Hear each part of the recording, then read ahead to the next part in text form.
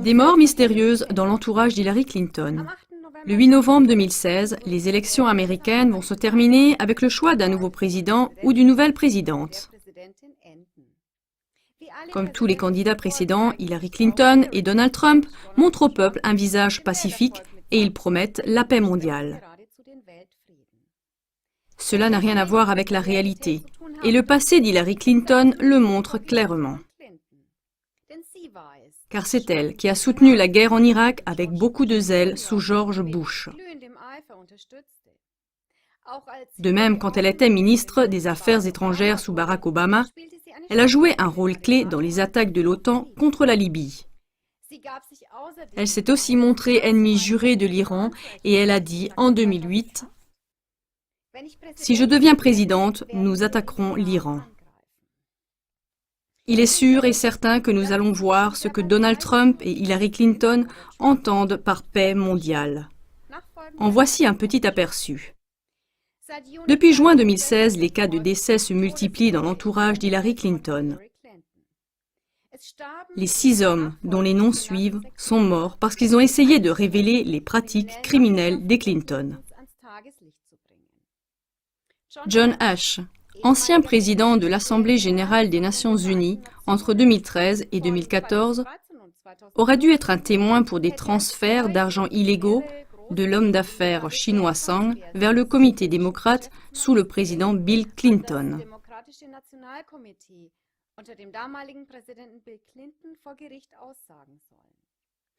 Il n'a jamais pu dénoncer tout cela devant la justice. Selon l'ONU, il est mort le 22 juin d'un arrêt cardiaque, ce que les policiers locaux ont démenti par la suite. Mike Flynn, journaliste d'investigation, est mort le 23 juin de manière mystérieuse. Le jour de sa mort, son article sur la fondation des Clinton, avec ses nombreuses succursales partout dans le monde, y compris à Hong Kong, a été publié. En échange de cadeaux politiques, la fondation des Clinton a été soutenue financièrement par des hommes d'affaires chinois et par le gouvernement chinois à Pékin. Seth Rich a fait des recherches sur le trucage des votes du comité démocrate. D'après ses recherches, le comité a manipulé les présélections avec des moyens criminels en faveur d'Hillary Clinton. Le 10 juillet, il a été tué pour des raisons inconnues. Joe Montano, ancien dirigeant du comité démocrate, est mort le 25 juillet à l'âge de 47 ans d'un arrêt cardiaque. Sa mort est survenue juste après que Wikileaks ait publié des informations sur les trucages des élections du comité démocrate. Des membres de celui-ci disent que Joe Montano savait trop de choses sur le scandale du comité. Victor Thorne a écrit des livres sur les abus sexuels de Bill Clinton et sur des preuves de plus en plus nombreuses des meurtres qui ont eu lieu dans l'entourage d'Hillary Clinton. Le 1er août, il se serait suicidé par balle. Sean Lucas est mort le 2 août pour des raisons inconnues jusqu'à présent. Il prétendait que les élections présidentielles étaient une escroquerie. Chers téléspectateurs, d'un côté, ces cas de mort sont tragiques.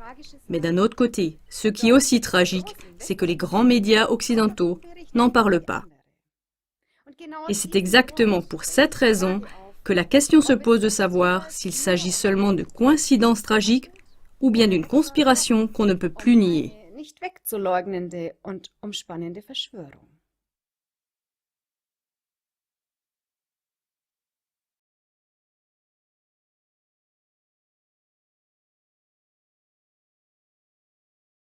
Our movement is about replacing a failed and corrupt political establishment with a new government controlled by you, the American people.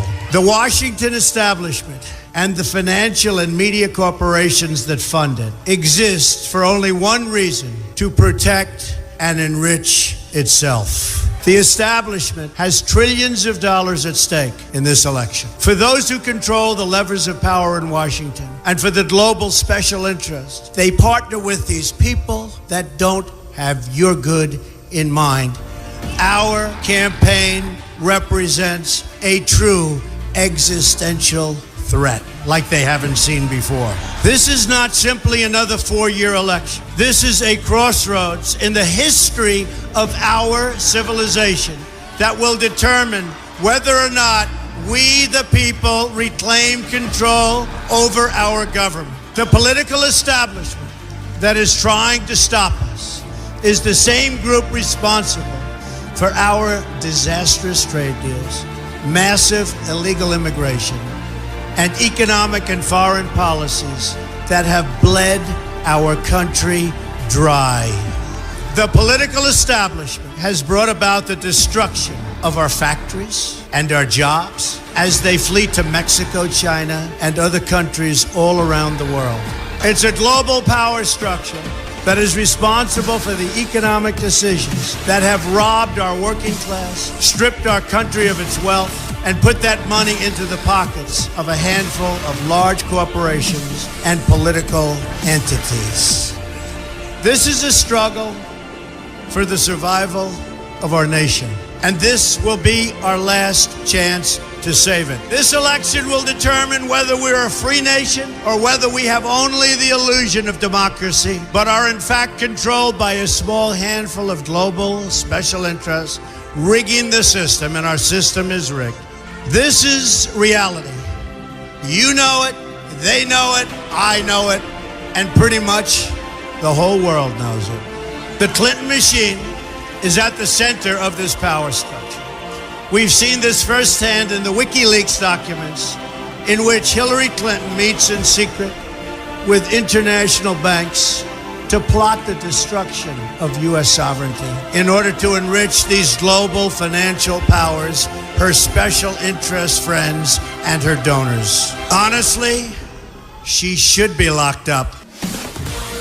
The most powerful weapon deployed by the Clintons is the corporate media, the press. Let's be clear on one thing. The corporate media in our country is no longer involved in journalism. They're a political special interest, no different than any lobbyist or other financial entity with a total political agenda, and the agenda is not for you, it's for themselves. Anyone who challenges their control is deemed a sexist, a racist, a xenophobe. They will lie, and then again, they will do worse than that. They will do whatever is necessary. The Clintons are criminals, remember that. This is well documented, and the establishment that protects them has engaged in a massive cover-up of widespread criminal activity at the State Department and the Clinton Foundation in order to keep the Clintons in power. They knew they would throw every lie they could at me and my family and my loved ones. They knew they would stop at nothing to try to stop me. Nevertheless, I take all of these slings and arrows gladly for you. I take them for our movement so that we can have our country back. I knew this day would arrive. It's only a question of when.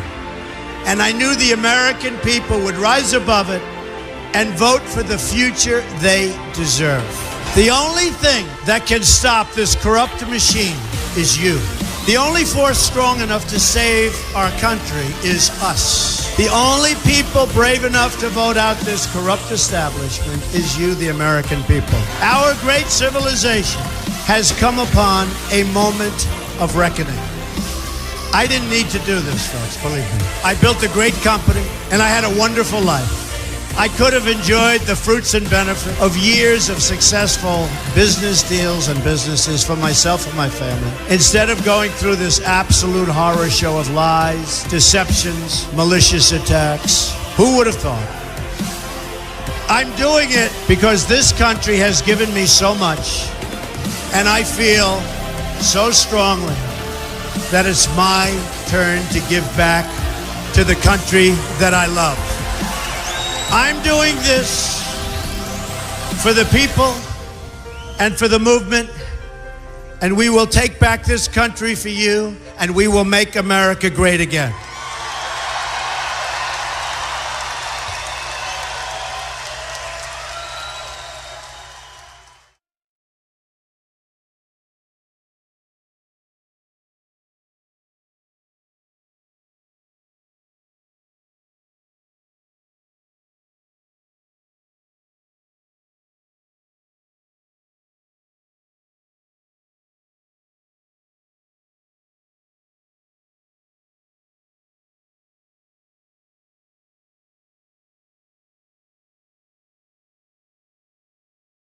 après la victoire de Donald Trump. La célèbre 5e avenue de New York s'est même retrouvée paralysée par une foule hostile au futur président. Laurence Brex. Pour eux, c'était comme une évidence. Ils devaient se rassembler au pied de la Trump Tower à New York pour montrer leur indignation face aux résultats des élections. Je me suis réveillée terrifiée pour ma famille, ma vie, mes droits en tant que femme. Je suis là avec d'autres femmes, avec la communauté homosexuelle, avec ma famille d'immigrés, avec la communauté musulmane. La capacité de Donald Trump à mobiliser les gens sur base de pensées racistes est incroyablement terrifiante et il fallait absolument manifester contre cela.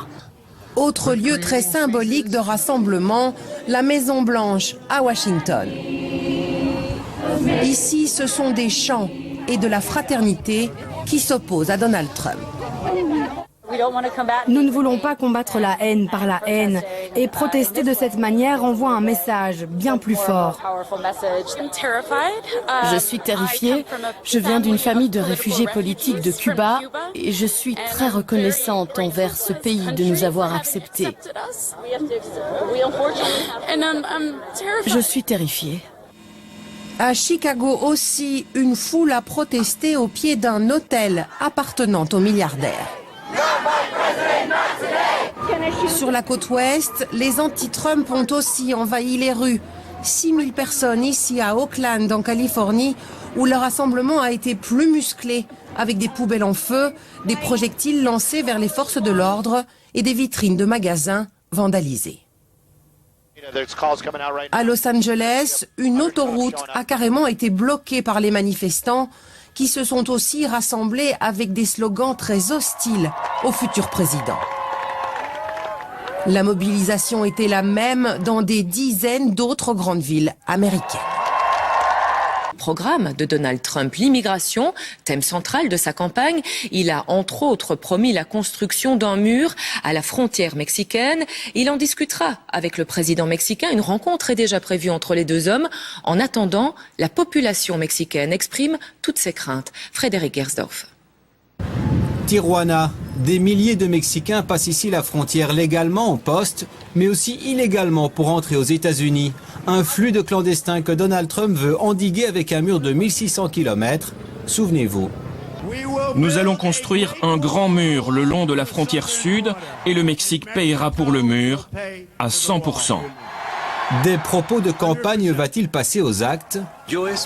J'espère vraiment que ces discours sur l'immigration, les latinos, les Mexicains, les sans-papiers aux États-Unis ne resteront que des discours, qu'il ne passera pas à l'action. Un mur existe déjà, initié par George Bush en 2006. Haut de 5 mètres, il s'étend en total sur plus de 1200 km. Donald Trump veut donc le renforcer et l'étendre. Moi je pense qu'il ne va rien faire du tout. C'était juste pour dire quelque chose qu'il a dit cela, il ne fera rien. Vous savez, le mur, il peut toujours le construire. Ici, les gens savent creuser des tunnels et ils passent quand même. Ils ne pourront empêcher les gens d'aller là où ils veulent. Dès l'annonce surprise de l'élection de Donald Trump, les autorités mexicaines étaient très claires. Ce mur et payer pour ce mur ne font pas partie de notre vision politique. Nous visons plus l'intégration. Le Mexique ne craint pas seulement le mur, mais aussi et surtout une crise économique grave. Donald Trump privilégiant le Made in America, le président mexicain se montre dès lors diplomate face à son géant voisin. Nous allons définir un nouvel agenda de travail à propos de nos intérêts communs, comme la sécurité, la coopération et la prospérité de nos sociétés. La coopération et la prospérité de nuestras sociedades. En deux mots, Enrique Peña Nieto va tenter d'éviter le pire, car hier en quelques heures, le peso mexicain a déjà perdu 11% de sa valeur.